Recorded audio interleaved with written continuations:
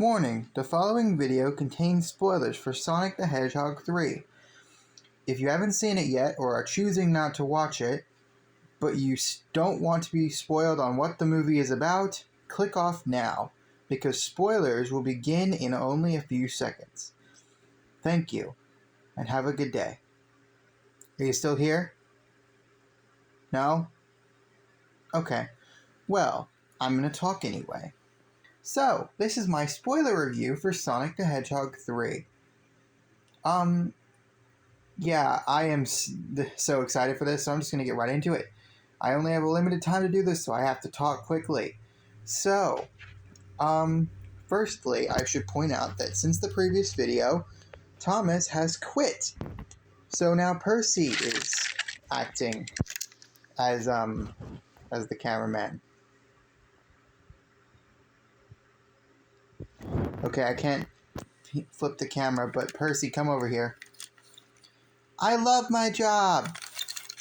Shut up, Percy. Okay, anyway. So yeah. Let's get started with the spoilers. Firstly, I love what they do. I love everything about the opening. It's awesome. Shadow breaks out of that glass container. He looks awesome. Then he just proceeds to kick every person in the back of the head. Then you see Team Sonic. They're racing, having a good time. It's Sonic's Earth Day, the day that he came to Earth. The celebration of the day he came to Earth. Sonic and Tom discovered Sonic's old cave. They go in and they see a drawing that he drew of himself and Longclaw. Tom gives him some advice. Then a gun helicopter shows up and a commander steps down asking for Team Sonic's immediate assistance.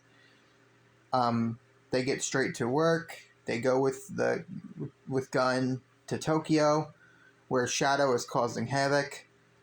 The funny scene that was uploaded to YouTube happens where Sonic and Shadow are like, why do you look like me? I don't look like you. You look like me.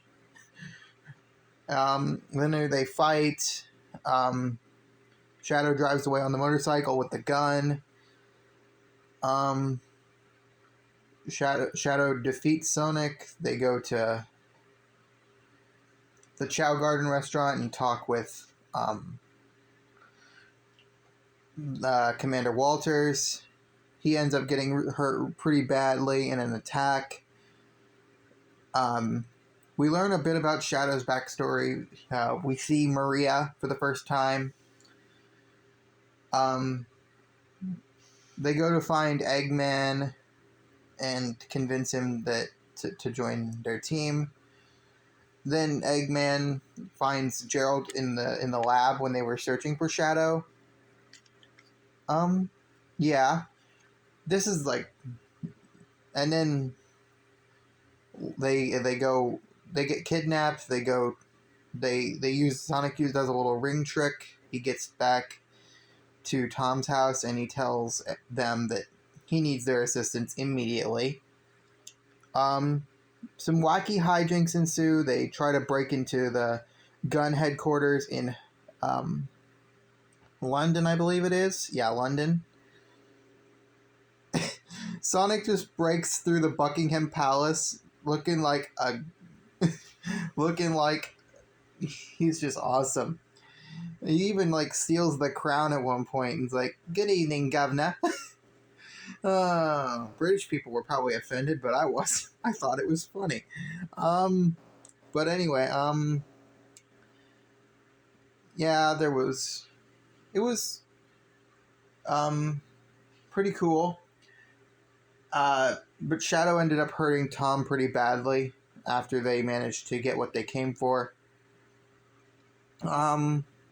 He broke his arm, as we find out later on in the movie. Sonic goes all angry about it and proceeds to take the Master Emerald and turn super, wanting to get revenge. Shadow and the Eggman are launched up in the Space Colony Arc thing with the Eclipse Cannon mounted to it. They're going to blow up the Earth. Then Supersonic just blitzes straight through, snagging Shadow. They have a little fight. Shadow knocks the emeralds out of him. They both leap for the emeralds and turn super simultaneously. A battle ensues. They end up on the moon as they watch the ensuing stuff happen. They both tired themselves out. They're out of their super forms. And they're just kind of sitting there. Shadow reflects on everything. Sonic gives him a bit of advice, telling him, like, you may have made mistakes, but it's not too late for you to correct them. And then that music starts playing. Yeah,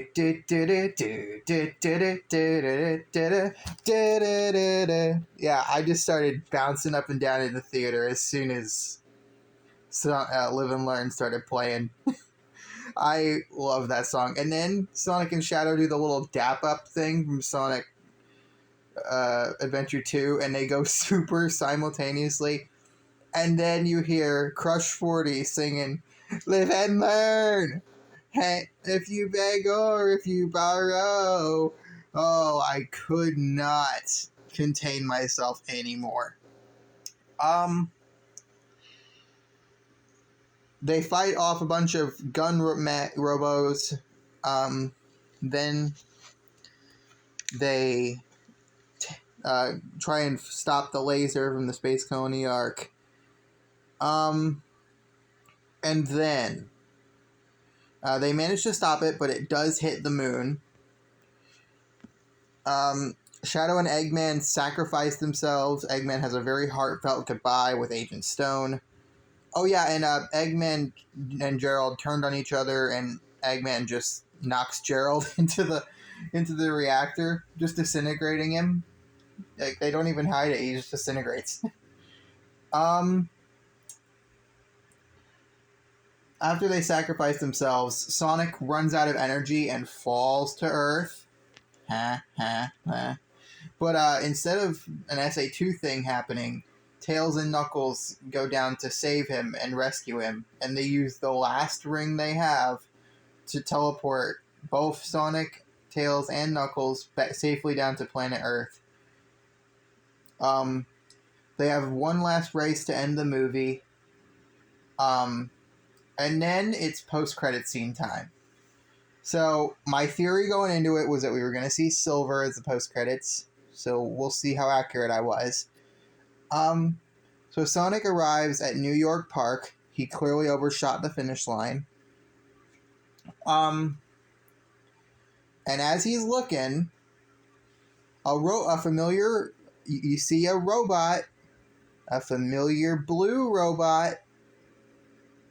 A gun aims at Sonic. And after it fires and misses, it's revealed to be Metal Sonic. Yes. Cool.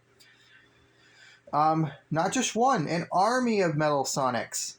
It looks pretty cool, actually. Then, just as they ambush Sonic, a little pink ball runs around the area, destroying all the enemies. And you see some fur, and you see something that's hedgehog shaped, but it ain't blue, it ain't black, it's pink. Amy Rose, woo! She's wearing a little cloak, so you can't really see her outfit. She pulls off the hood, and it reveals her head, her face. Though she does look pretty cool. And then at the very end of the credits, it's revealed that Shadow the Hedgehog is alive. So he's not dead. He is coming back. I struggle to understand what the hype behind the Shadow and Metal Sonic one is. It's cool to see them, but I don't really know what you can do with a post-credit scene based off of that. Because, I mean, How can you make Sonic 4 just a Metal Sonic and Amy movie? How do you do that? Silver would have made a more compelling plot point, I feel, but I'm still happy they're here. I would have taken anything they would have shown us, but yeah. That's basically it. That's your spoiler review. I don't really have much time to keep going, so I'm just going to end it there. But yeah, that's your spoiler review for Sonic 3. It's a very good movie. I give it a 10 out of 10, as I said in the previous video. And it's easily my favorite Sonic movie. So, yeah. On behalf of all of us, thank you very much for being patient. Thank you for watching both videos. Hopefully you've watched them both. And I'll see you guys in the next video. Goodbye. Again, I'm not going to wreck the camera, Thomas. Don't tell me to do it again.